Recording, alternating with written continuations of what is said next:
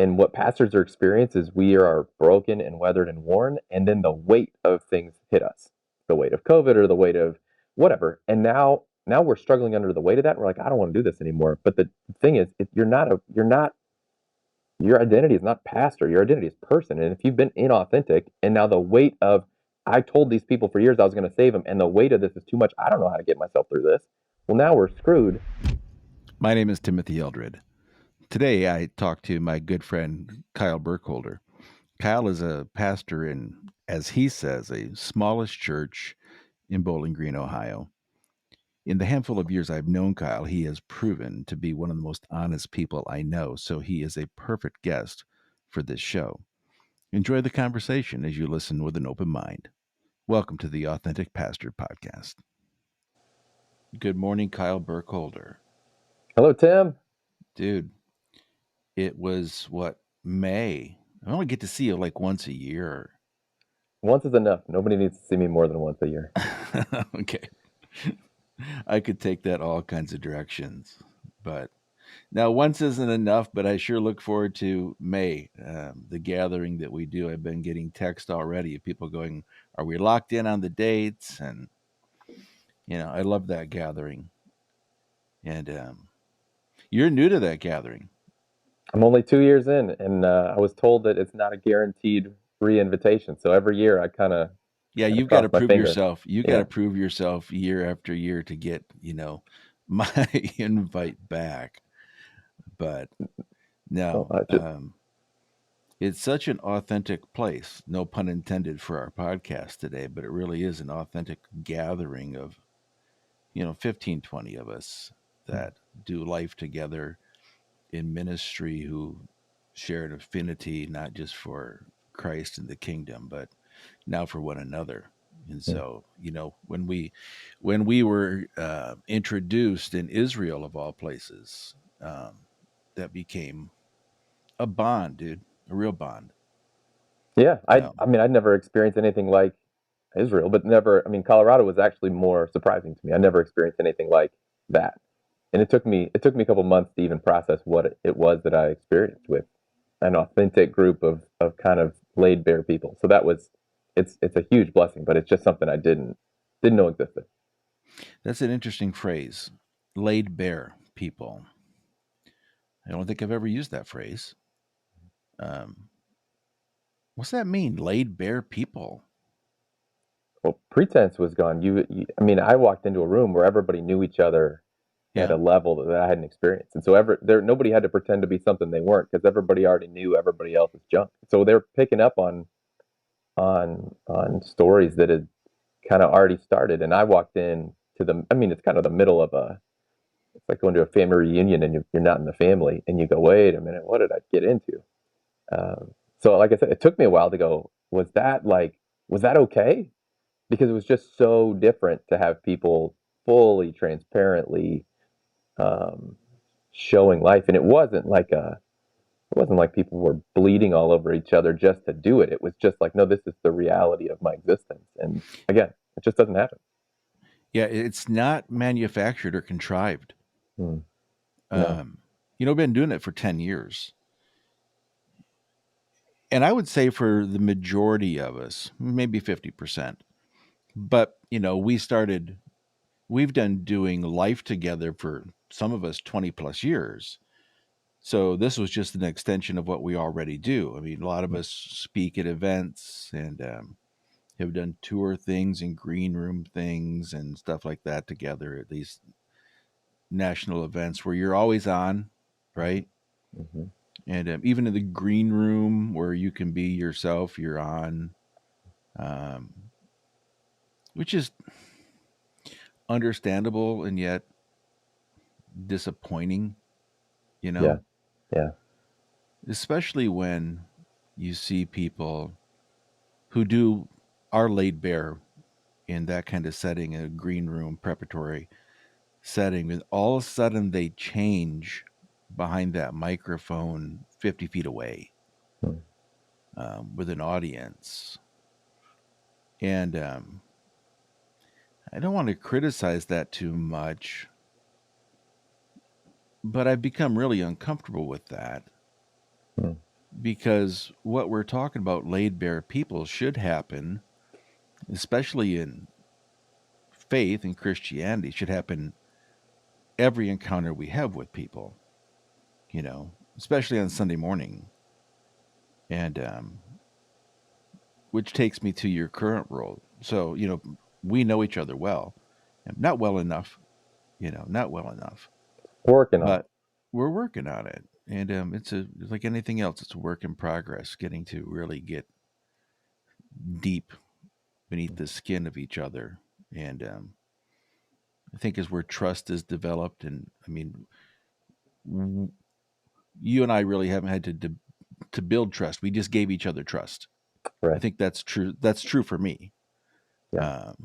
Put words in your mouth like that Eldred guy. I'm not sure I trust him yet, but you serve a local church, so just like I said, I know you, but people who are listening don't know you. So give me the 30,000 foot view a little bit, and then drill down a little bit to who Kyle Burkholder is and the role that you play in this world.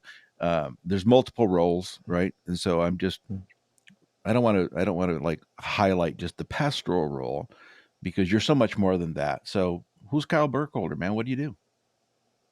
Yeah, that's a better question. Because I'm a pastor. I'm a pastor in Bowling Green, Ohio, of a smallish church that sometimes tries to get bigger, and if we do it right, tends to get smaller again. But yeah, I don't know. I mean, I was out at a retreat a week or two ago, and I was asking if I could leave early. It was, the church is putting on the retreat, but I delegated it out, so I'm trying to submit to these guys that are running it. And I was like, "Can we finish earlier though?" And I was checking my sort of motivation.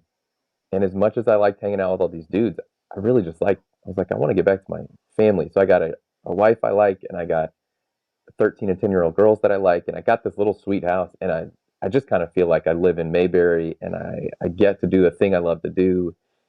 And I get to love people. And it all sounds kind of, every time I say it, I find myself cynical from the other person's point of view. So I came from a mini mega church in Texas. I was a teaching pastor. It was very much the world you're talking about. There's a green room, and then there's a public persona, and no shade on that church, but it was just the role I played felt inauthentic. And so I got to make this life move where I didn't have to reinvent myself, but I could just be myself. And and so I lead a really simple existence. I drive 1.3 miles to work every day. Sometimes I walk. Um, I go home, I cook dinner, hang out with my kids, and so I'm not real interesting in the globetrotting sense, but in the who are you and what do you do? I try to love really hyper local people. I always tell our church we're a hyper local church, um, and that we got a zip code. That's all. I mean, that's about what we reach, and if we do that really well, we did our job. And so that's kind of where I'm at. That's kind of what I'm chasing, trying to be smaller in the world. That's kind of the mantra I live by: is smaller and slower and lesser and lower. And I think that's the Jesus life, but I don't, I might change my mind. Smaller and slower and lesser and lower. Yeah, that's just, it just runs through my head all day. How do I get smaller? He must become greater. I must become lesser. Um, Lower is a posture. I'm not lording over anything. I got to be lower, washing feet kind of thing. What's the one I'm missing? Small, slower. Jesus was a 2 mile an hour ministry. He just he there was he didn't have Uber. He didn't get on a plane. He was a 2 mile an hour ministry. And you and I, when we were in Israel together, you see it and you go, oh, okay. Well, he's in the backwoods, nowhere. Like he's not even in the important places in the nowhere villages. He's in the nowhere villages and the back alleys of the nowhere villages. So I'm like, I could go slower, and maybe I find more Jesus there. That's interesting because that's clearly a countercultural. I think it's countercultural posture Mm. than what we see, what we've been taught. Right? Go into all the world and make disciples, and that becomes. I mean, I'm not disregarding the great, you know, commission, but if we're not careful, that becomes our motivation. And it's not the Great Commission that becomes our motivation, it's the influence we have over the world. Mm, I want to make a significant, huge change. I want to be written down in the history books. mm, I've done that in 30 years. I've done that. I still struggle with that. Even with this authentic pastor project, I have to be careful that I don't think, well, I want to make a huge change that changes pastors' lives, that changes the church, that changes the world. mm, And I can be very guilty of that. I've mm. done that in my youth ministry work. I'm really quick to say I've spoken X amount of countries. You see how I didn't do that right there? I just put an X instead of like the real number. Because I want to impress you. I put that in my bio. I say that in intros to podcasts. And why do I do that? I do that because I want you to think I am somebody. Mm. Because maybe I'm not comfortable with the somebody I am. Yeah, And I don't yeah, know. I think it's human nature. I don't think it's just a pastoral problem. But I would say it's a problem. That's my perspective anyway. I would say that it's problematic, or it can be problematic, because then we're not just doing the 2 mile an hour ministry yeah. where we're just loving the people around us, specifically a wife you like and a couple girls you like, which is nice. I'm glad you like them. I mean, I have to love him, but I like the fact that I get to like him. It's cool. And it's a funny spot to sit in, Tim, because I think you're right. Like before I was a teaching pastor, I was a missions pastor, so all I did was send people all over the world, and I there's nothing wrong with it, any more than leading a small church that is kind of purposefully staying small is better than a big church. Like I love the mega church in our area. They reach. I tell their pastor all the time, you guys, I can send my neighbor to your church long before they'd ever show up at my church. And so there's beauty in the different flavors of kind of kingdom roles. I Right, always tell people, right. it's all just vanilla, but you like old fashioned vanilla, and I like vanilla bean, and somebody else likes French vanilla, and it's all just vanilla. So I found my little niche, but my little niche isn't universal, and I think that's where we screw it all up. Is we start thinking that the thing that God created me to do is the thing He created everyone to do, and so you having spoken in 312 countries is um, see how I named it? I tried to go even higher than I thought it could be. So Well, I mean, you went beyond the 200 plus countries in the world to I've been on the moon. I've spoken, in the little pods there, and your live stream from the SpaceX kind of wasn't thing that was incredible? I That like I was liked it. spectacular. It wasn't for me, but I like that you liked it. It's Yeah. but that's you like God's given you this influence and favor, and if you have influence in those places, I don't care. Like great. To your point, I think it's the puffery of it. So because Mm. I always tell this story. So I used to drive a red Toyota Yaris hatchback, 2 door, manual transmission, manual windows, manual everything.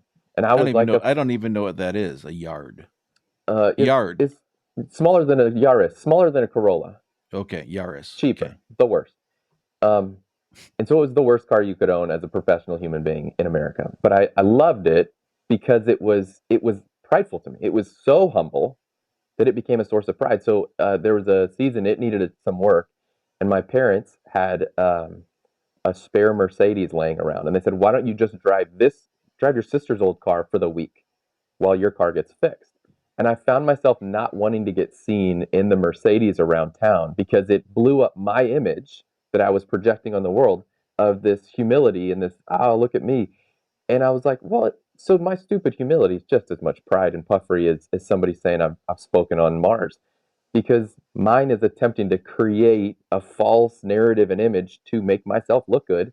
And I know that my countercultural world that I'm operate in, they'll like it even more if I'm choosing the humble life. And look how, and in the background, I'm just as bubbled up with pride as anybody else. Mine just looks different. So I think we get trapped either way if we're not careful. And that's why I love you and authenticity so much, is it's going, yeah, man, pride seeps in at every corner. It's not about more or less, you find your lane and run it, but you got to be honest about the lane you're running in and why. Yeah, it's the word just. Like, I'm just smallish church pastor. I used to be on a, quasi megachurch staff, but right now I'm just this. Hmm. I'm just a bivocational pastor, as Right. if something's wrong with just being a bivocational pastor or a solo pastor of a church of average attendance of 60 people, Right. which is about, just slightly below average. So you're in really good company if that's you listening. Um, but we do take pride in, listen, that mega church thing, those mega churches are always trying to get smaller. How many times you heard that in a Yeah. conversation? Yeah. We already are small. And so then we get prideful about being small. And, that mega church thing, that's a thing of the past. That's going to be going on. That's going to, finally become extinct. And it's going to be the mid-sized church and this church. Hmm. And so I'm right where I need to be. And so we can't just be where we are without throwing rocks at something different, Hmm. Hmm. which No, is, I mean, which is, yeah, it's all self-preservation, yeah. It's right? I mean, ego that's and self-preservation. right. Right. It's the way my attitude, the difference in my green room to stage attitude, to use your earlier illustration. It's all self-preservation. In the green room, I am who I am, so these people will like me, and it preserves some part of my ego. And then on the stage, I am, or I present who I am, so that the masses will approve, like, follow, whatever, consume me. But both is self-preservation. And I don't know. I mean, this will be too cute, and then it's kind of gross because too cute gets too sugary. But I got this compliment from a church member 6 or 8 months ago, and she doesn't know that it was like the greatest thing she ever said. She said, "I sense in your preaching lately that you've gotten rid of every ounce of self-preservation." And we'd never talked about it. And she's like 65 years old. She's in here once every 2 weeks. I love her to death. One of those safe people that you can just kind of walk with. And I was like, we've never had this conversation, but she saw something, and she didn't know.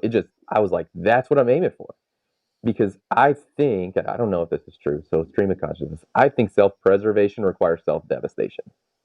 That you have to kind of, Devastation and deprecation. Would you say both? yeah, you have Yeah, to okay. destroy yourself in order to preserve yourself. Yeah.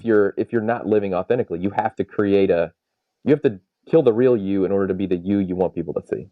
And Hmm. so that was like I'm trying to hold on to. I was like, I don't know what I did or how it's going, but whatever was happening that she said that, like, I got to hold on to that, because that's what I'm aiming for. Is you know hold it all loosely. I don't know.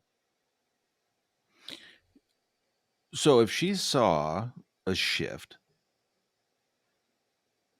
was that shocking to you that she saw a shift? Did you think, like, how did you ever see that that was not the real me in the first place? Yeah, that's the bummer. So the compliment felt good. The bummer was having to recognize that maybe for 5 years I was preserving. So I was in year 6 of my time here, and it's kind of a continuum. So I tell you the story that I was somebody, and it was kind of mostly me, but I was, you know, fake it till you make it in some way at the old church. And so when I get to change, I get to reinvent, or be fully who I am. And I got the best advice ever: get fired in the interview, because I asked a friend who was at Mars Hill, R.I.P. Mars Hill, and I said, how much do I say? What do I hold back? And he goes, dude, just get fired in the interview. Don't move across the country to be somebody, to have them find out you're not who you said you were. Yeah, good And advice. I was like, that's fantastic. So I did that, and I was able to show up fully me, I thought. And then 6 years in, somebody goes, you know what? I feel like you're actually fully you now. So then I have to do the back work of going, well, I wonder how much I was holding back to make sure I was fully acceptable, to make sure I was loved, to make sure I was worthy of, or I was secure.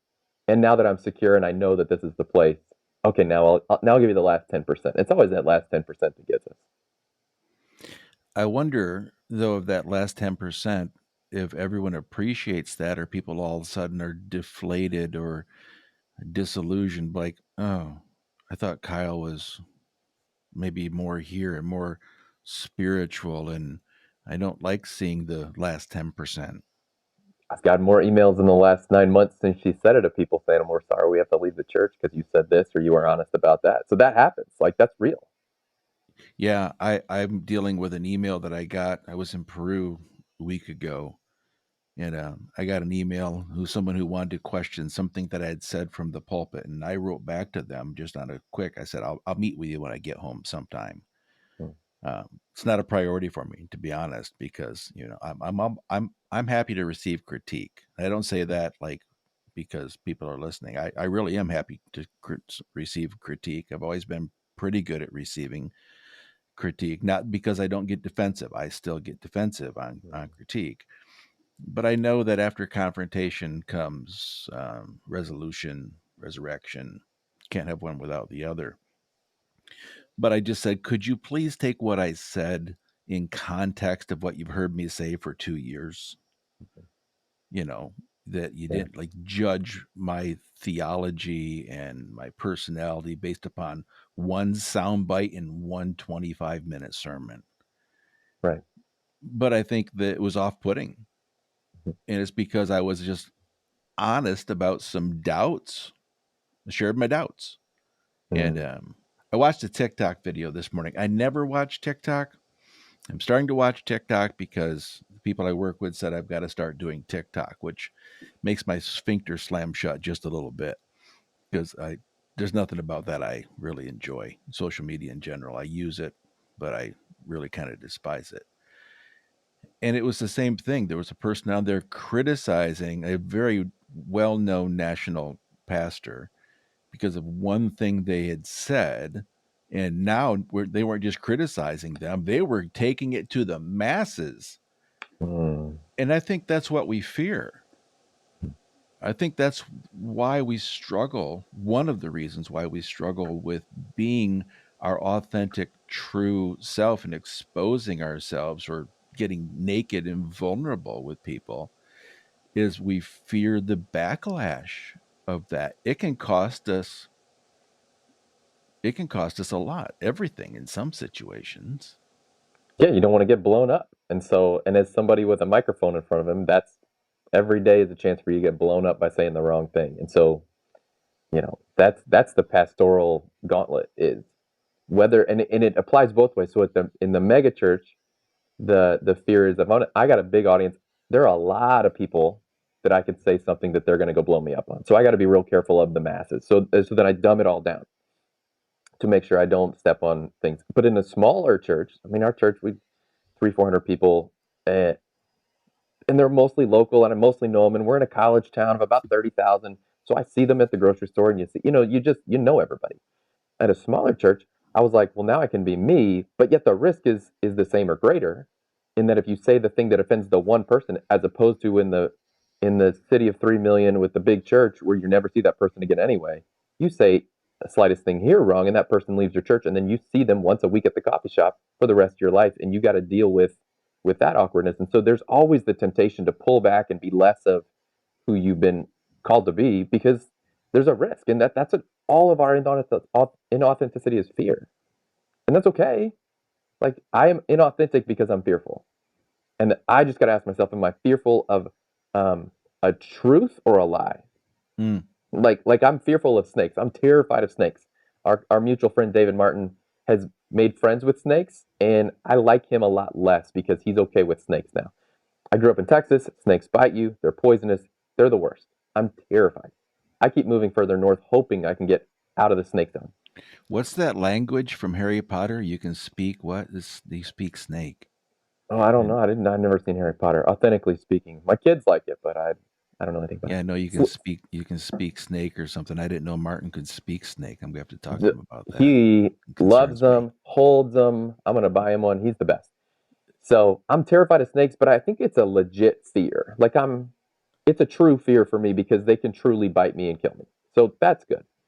I'm also afraid of like a mouse in my basement, and my first instinct is to recoil and run. And I'm If like, you well, had a that's a snake, but if you had a snake in your basement, wow. see, I mean, you're That, missing the simplicity of the solving the whole problem here. I've thought Just about, but yeah, but then I'd be afraid of two things. yeah, dead But mice and a snake with a fat belly. I hate all of it. But why am I terrified of a mouse? So it's a lie. It's stupid. It's just it because it says something about me. It says you can't keep your house mouse free. I don't know. Well, So I struggle with that because I have all these fears, but and I most of our can fears are the size of a mouse. They are really small, yes, and they're not but real. They're they're lies. they're right. They're not real, and so we have played them up into our mind until they becomes this monster instead of a mouse, and it paralyzes us from being who we really want to be. I'm I know that I'm in the minority when it comes to being a pastor who's been at the same church for 27 years. And I was part of the team that planted the church. And because of the household, my dad's a pastor, because of the household I grew up in, the mindset of that, and seeing what I thought was, I wouldn't say necessarily duplicitous. I want to throw my dad under the bus. My father pretty much is who he is all the time, but he's always on. He's always a pastor. Mm, And even in his parenting, he was more of a pastor than a father. I mean, he'll never listen to this podcast, which is a good thing. He's still alive. And but I didn't have to do that because I just said starting out, I am not going to be a pastor of this church and on staff mm, of this church and not be who I am. So I've had the privilege of conditioning a church that mhm, I'm going to say some things and do some things. And so you may see me out in public and you may see some behaviors and hear some things that I say that don't mm, sound pastoral to you, but my church is used to that. And so I can be very transparent um, mm. from the stage behind a microphone. And I really don't shock too many people except guests like Yeah. that. I can't believe your pastor said that. Now, there are times I cross the line where I come off the stage and my wife, Cindy, says, uh, no, no, you didn't have a filter this morning. Just because you're authentic doesn't mean sometimes you still don't need a filter for your audience. Right. And that's a whole nother conversation, but it's true. Authenticity doesn't always mean I share 100% of everything I'm thinking all the time, but it means I don't lie to tell you what Yeah. you want to hear. Because then I always have to backpedal if I tell you what I want to hear. There's always damage control because that's where the duplicity comes in. Yeah. Then you're walking a false path. I mean, I'll create 1,000 conflicting metaphors, but would you say? So I'm going to ask you because you're better at this. In the when you're saying I don't have to share everything. So I'm like, I got a window here, and it's clear, it's transparent. You can see everything in it. I installed glass doors in the offices. I was like, transparency, transparency. But I also have shades on the window, so if I need to pull the, but if I need someone not to see everything, I got transparency there, but I have a way to cloak it if I need it, because I don't need to share everything with everyone all the time. And so that's the only way I think I'm like pretty binary in it. But will you explain a little more?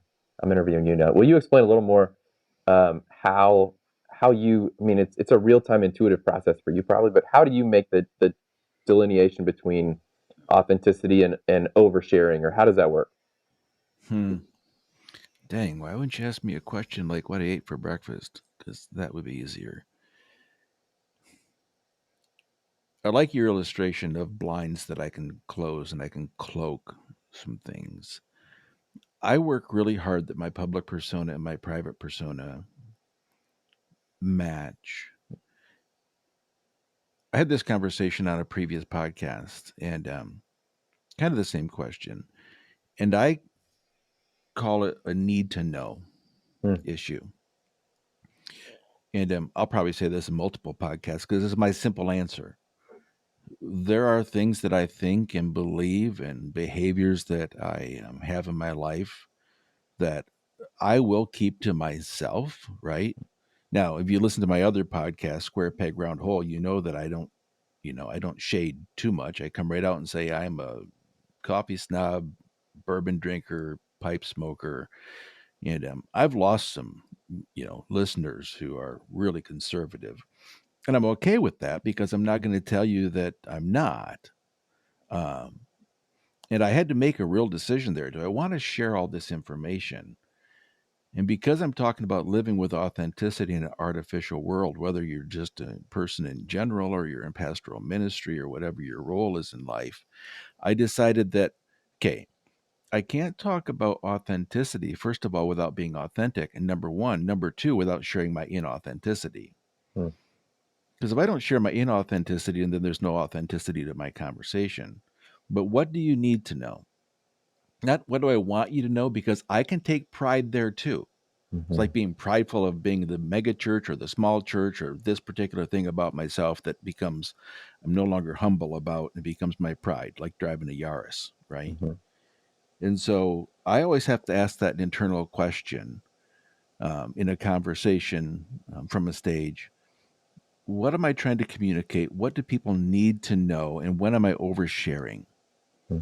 And I'm oversharing if it's nothing that affects your life. Like if I'm telling you because I want you to know something about me, right? Because we're all really good about talking about ourselves.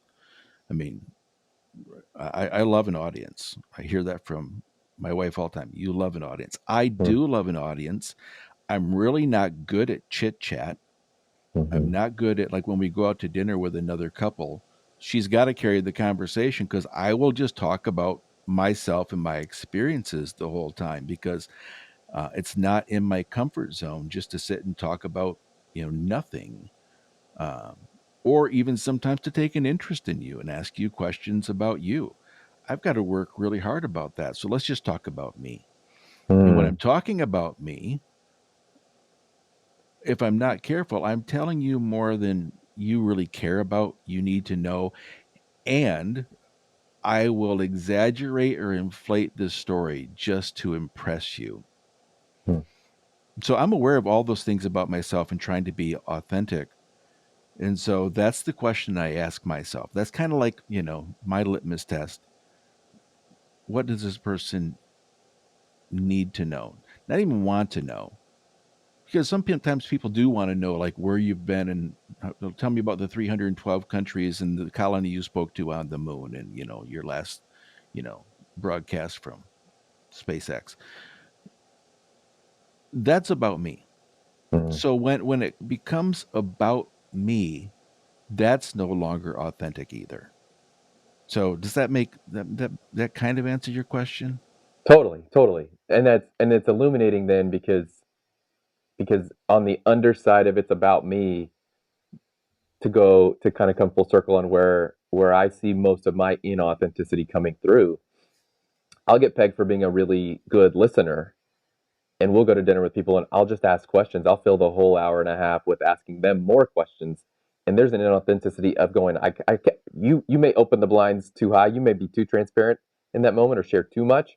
And I may keep them too low and refuse to share enough because my defense runs that way. Okay. And so so but I think that's beautiful because it's like, how much do you need to know? And then how much are you willing to give up of yourself, maybe for the other side of the people who go, yeah, man, I just don't share a lot. Sometimes because there's not a lot there, but sometimes because it's just safer. And when we're trying to be authentic, it's not about, I think what you're trying to say that I'm now like real time applying. It's not about tell me everything all the time forever. It's be fully with me and fully transparent to the level that's appropriate in that moment. And that's like a new skill to learn for me, and I would think for most of us, because we've just been taught to present a manicured image and know your audience and then give them what they want. But that's a miserable internal battle for me. Yeah. And that's why we're doing this authentic pastor deal, is because it can't just be me, right? It can't just be me that goes, I am not enjoying this element of the role, Mm. but I'm going to suck it up because that's part of the deal. We've created the system. So if we've created it, can't we recreate it? And we can. I'm going to answer my own question. We can, but we've got to count the cost of creation, recreation. Yeah. No, that's it. I mean, there's a cost to it, and it requires us to reframe our worldview. So we live in a consumptive world, right? And church is as consumeristic as anything else. I need an audience so I can get my book out to more people. Well, if I refuse to be a consumptive, if I refuse to be a consumer product, I'm a human being. I'm going to have a relationship with you. Then I don't have to measure my relationship with you on how do I get you to buy me. And so the second I stop being something that I want you to consume, um, then I no longer have to worry about whether or not you're going to walk away from the cash register having paid or not paid. I don't care. And if you're not into it, we just won't be friends. But I think we've created a world where, I mean, I'm not blaming, it's not a social media problem. It's just humans. We just want people to buy into us at every I do level. that. I And that's I it. struggle with that every day. Going back to my social media comment, where I use social media, and so I'm always thinking, like, what do I say today that hooks you, Right. that will grab your attention, that will drive you to a website or drive you to an online store, or land at my booking page or whatever it might be, or just follow me because I need more followers, because I need more eyeballs, because more eyeballs are more dollars, right? Right. And yet my sons would say, just put it out there. Yeah. People just want to know who you are. And if they don't want to know who you are, they'll quit following in the first place. And I mean, I would say then, well, they wouldn't have bought the book anyway.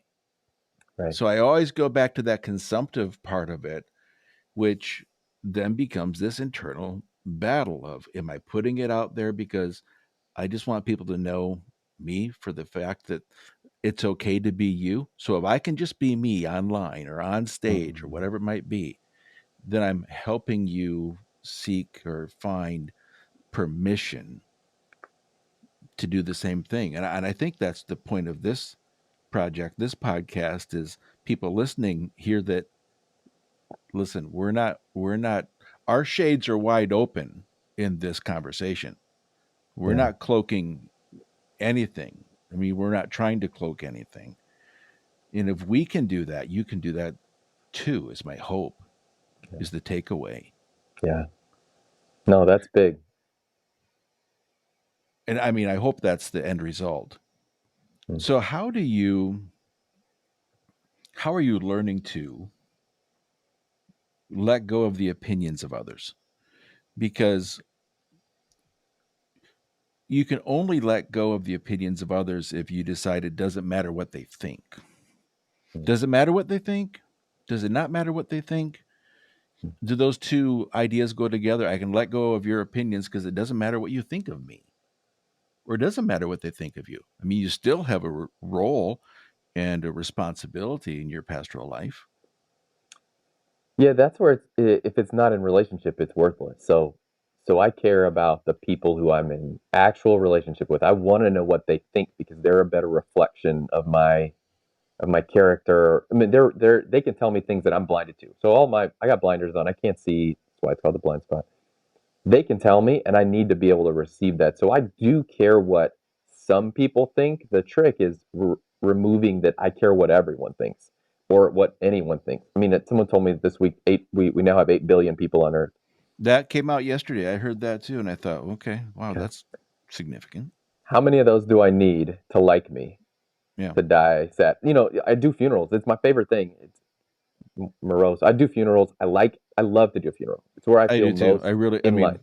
mean, not to take us off, but I really do like to do funerals. I would, and you hear But yeah, pastors say that all the time. I'd rather bury than marry, right? yes, And I yes. think it's because there's a great opportunity. It feels so good to care for people in that situation. So yeah, I'm with you on that. Keep going. It's a reminder every time. The biggest funeral you do, unless you're burying the queen, it's what, 800, 900, 1,000 people?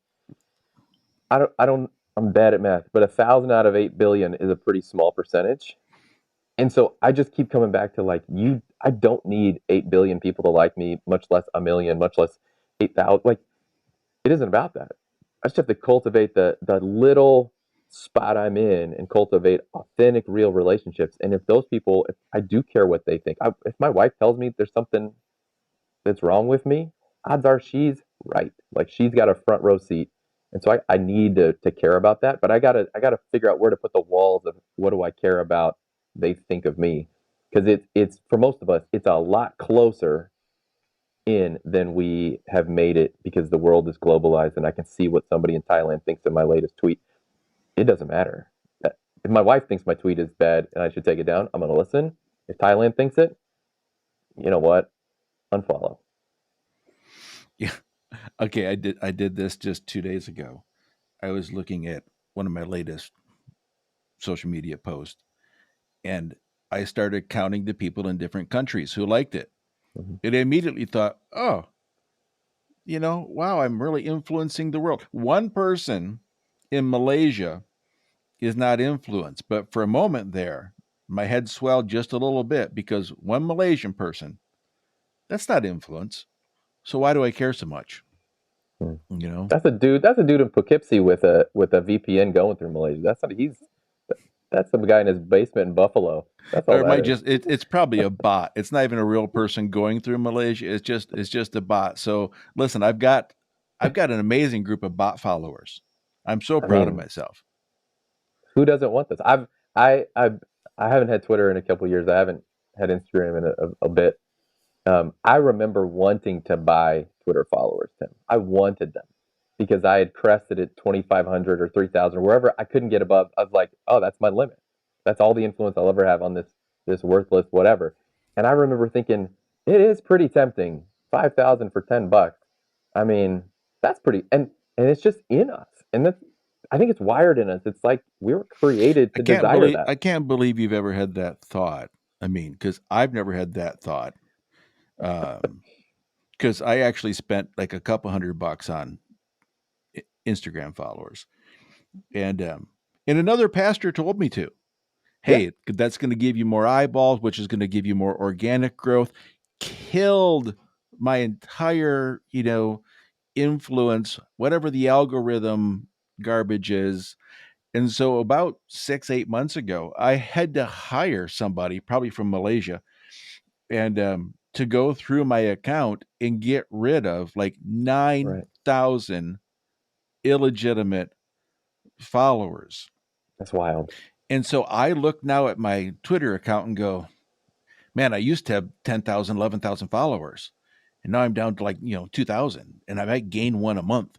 And I'm like, but I felt better about myself when I Mhm. had all these fake followers, this Right. fake applause, and I'm going to make a jump here, people who see the false me, because I can tell you anything on a stage or in a book that I want you to hear to get Mhm. you go, oh, that was so good. And he's almost, I mean, next to Jesus. He might be the fourth person of the Trinity, Mhm. which wouldn't even work for in Trinity, but they, and so I've hoodwinked you. Yeah. I've hoodwinked you to feel good about me as a pastor trying to lead you to Mhm. be your own authentic self in Christ. There's a disconnect there. And I know that's not me. Mhm. I think that's all of us. And again, Yeah, that's you not didn't throwing you that's not throwing people under the bus. That's not no. that's not trying to beat up pastors. It's just being, come on, this is not who we want to be. This is not who Jesus called us to be. That's not who you are. So you're right. You hoodwink them, and who you're ultimately lying to is you, Yeah, absolutely. right? And that's where So now I've got that's to where tell we hit the another cost. lie. So I've Yes, got to tell another lie to keep you hoodwinked or not. You're going to be completely disillusioned. I mean, if I write something in a blog, I've got to be really careful that I'm not just exaggerating a point to get you to really think like that was not the story. That was all hyperbole. right, right. No, it's so I wrote a book. I compiled a bunch of stories from my missionary time, and they were all my stories. They're all personal stories. I had to cut some that were too personal, that had names that I couldn't share, health issues. And so a lot of stuff I had to cut because they weren't mine to tell. The most popular story, somebody I was at lunch with somebody yesterday, they're like, I just always think about that with you, isn't mine. There was a missionary that was there before me, and he mistakenly drank breast milk at this woman's house. She didn't have any cream. He wanted cream in his coffee, and he gave her breast milk. Or she gave him breast milk in his coffee. He didn't see it. He drank it. He got told about it later. It was a whole shenanigans. Well, I liked that story so much. that I told it in my book, and I purposely obfuscated. I said, I'm Kyle, and I said, but this isn't about me. This is actually the one story that's not about me.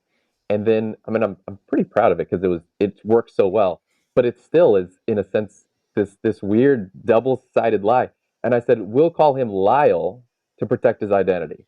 And then over and over throughout this story, I say, this didn't happen to me. It's not about me. And I say it so much that clearly the joke is, this is me and I'm embarrassed.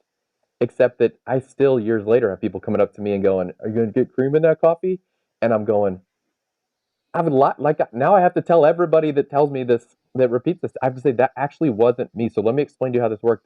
It was funny, and that's why it's in there. But I met the guy. It's not. And then they look at me like, "Can I trust you?" And that's really what their look is like. You pulled one. Can I trust you? And I have to go,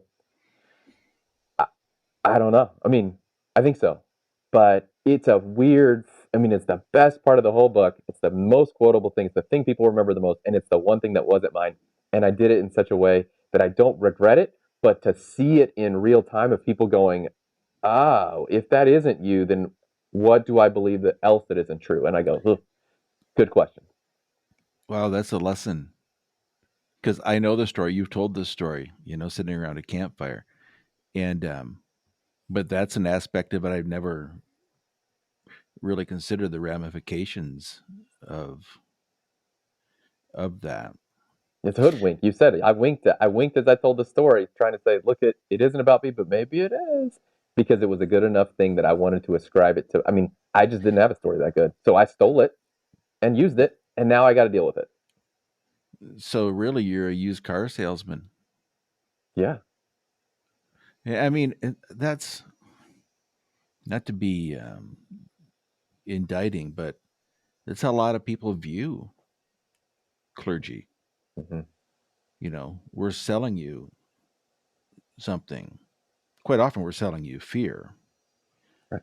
But again, if we sell you fear and justify it biblically, um, we're achieving something: numbers, growth, salvations, baptisms, all as a way of inflating Mm-hmm. um, our insecurity.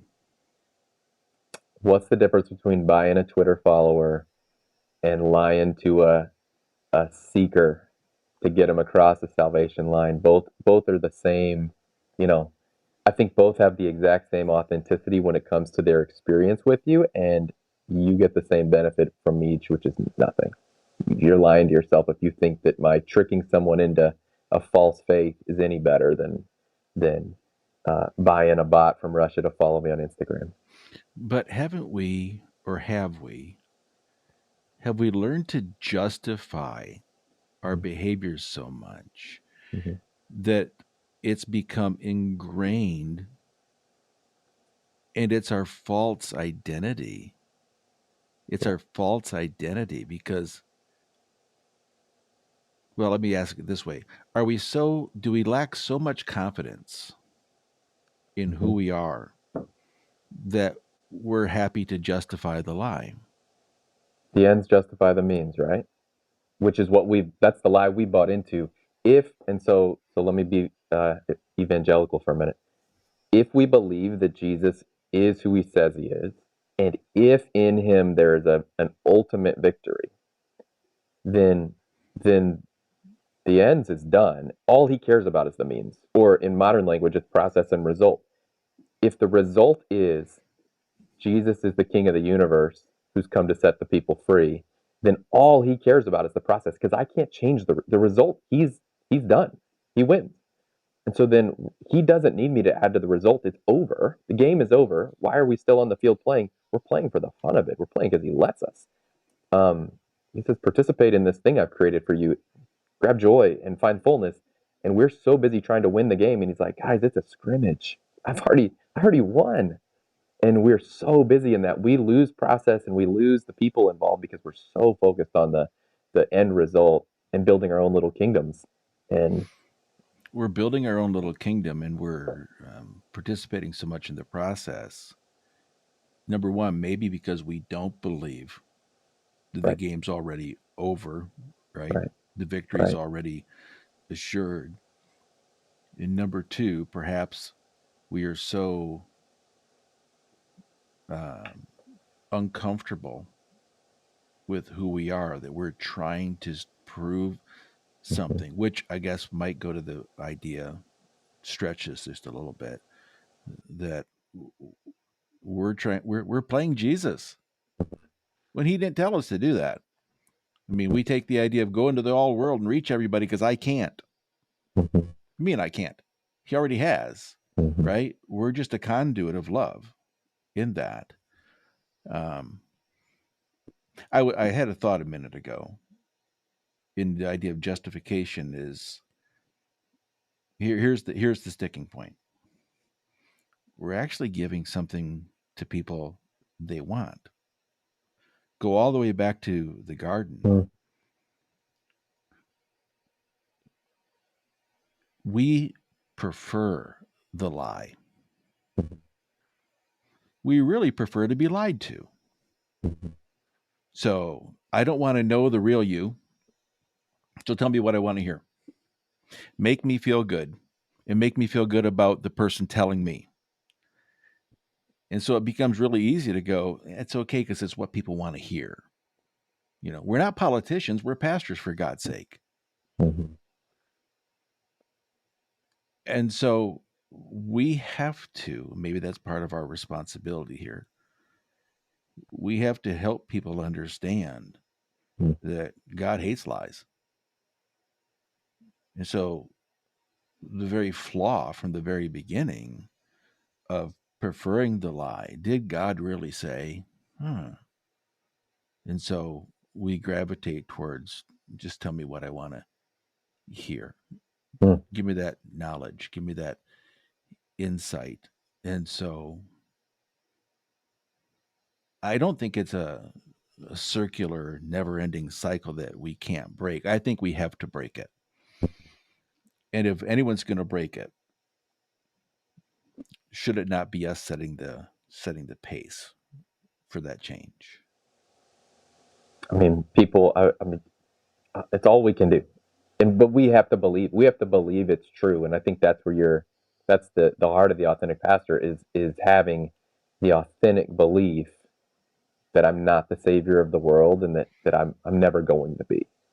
And only then can I start telling the couple who comes into my office with the marriage issue or you know, if I think I can save their marriage, can we start off on a lie and it never goes the right direction? If I think that my sermon's going to save this city, we start off with a lie. And to your point, I'm a conduit. And the second I think I'm a power generation, I'm not the power plant, I'm the conduit. And when we And get it mixed up, we're off. if you don't recognize you're a conduit, then you become a counterfeit. Yeah, yeah. And you got to lie to everybody. Um, it just doesn't. It doesn't work, and that's where and we fall flat, and then we end up having a crisis of our own faith. Going, I don't know what it's all about. It's because we've convinced ourselves that it was about us all the time, and yeah, our faith is going to collapse when our faith is in us. And I think that's where the growing disillusion is coming in pastors, where they're saying, I can't do this anymore. And it's not because, some of the statistics are out now going, I just can't deal with the ramifications and the results of the Mm. COVID crisis and the political upheaval and the division between, people's, political points of view and moral view and worldview. I think that's an excuse. That may be what the surface looks like, but beneath the surface, my opinion is that it really is deeper than that, where I Mhm. don't want to be this person anymore. I don't Right. want to lie to people and I don't want to lie to myself. But they don't feel like they can make that change. And so they just, instead of tackling that thing head on, they just find an exit strategy. And It's that. Yeah. I don't think exit strategy is the answer. Right. It's not going to It's not. change anything because they're just going to replace you with another counterfeit. And you're going And to I go be know an that. insurance salesman that's a counterfeit all the same. Oh yeah, it's the same. You're just going to carry the. It's like someone who says, "Well, I was married twice and I got divorced the third time too." It's because you carried the same garbage into the relationship. Mhm. He didn't fix you.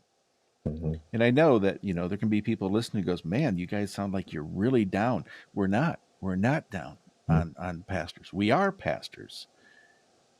We just know it can be different. And not because we've got it figured out. You and I don't have it figured out, but we're figuring out, we're wrestling through it. That's why we're conversing Yeah. about it. That's why there's not going to be like, and so therefore, here's your 3 points at the end of this podcast, with a cute little story and a conclusion. And please walk the aisle of authenticity.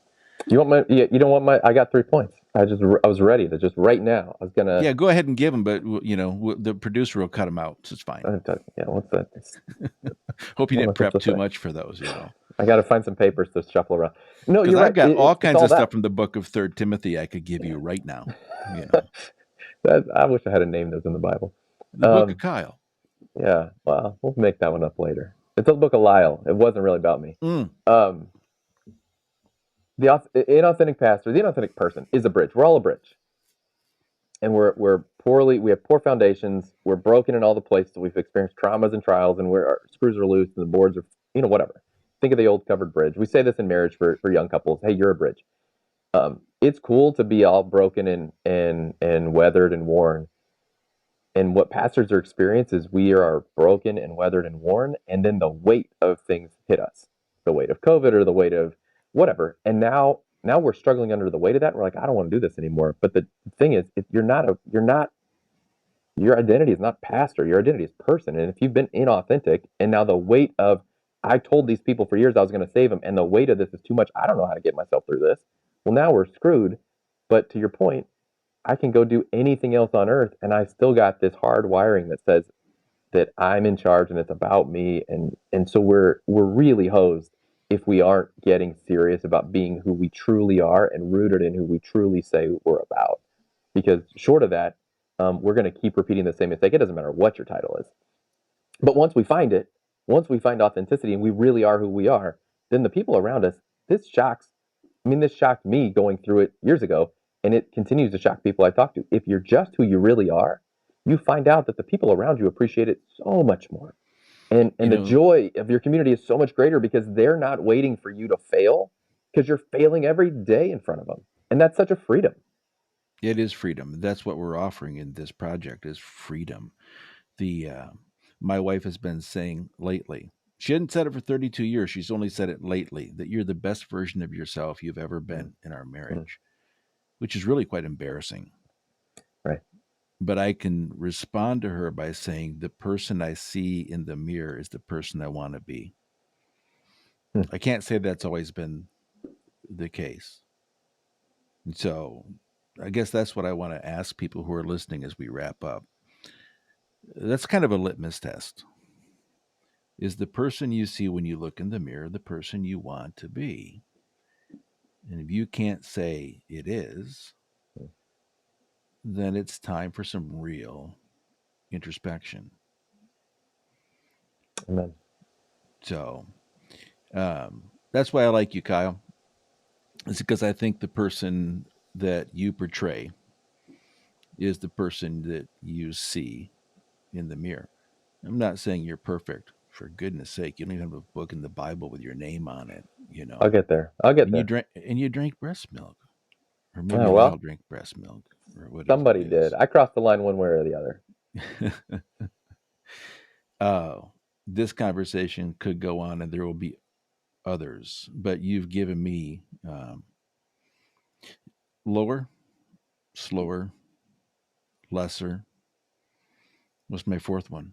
It's that fourth thing. You got to stick smaller in there somewhere so lower and slower Smaller. rhyme. Smaller, slower, lesser, lower. Yeah, that's a challenge enough. And Yeah. I think when we can do that, that helps us to be happy with the person we look at when we see our reflection. And I think that helps us especially to see Christ reflected in us as well, because that was, Mm, as you indicated, a really good ethos of the example of ministry that he set for us. mm. Dude, May can't come quick enough. And I always say I should drive like 3.5 hours or 3 hours or whatever it is to Bowling Green. And I'd like to tell you that I probably will, but that'd be inauthentic because I won't get there anytime soon, I'm sure. But thanks for the time. I know you're busy. I really appreciate it.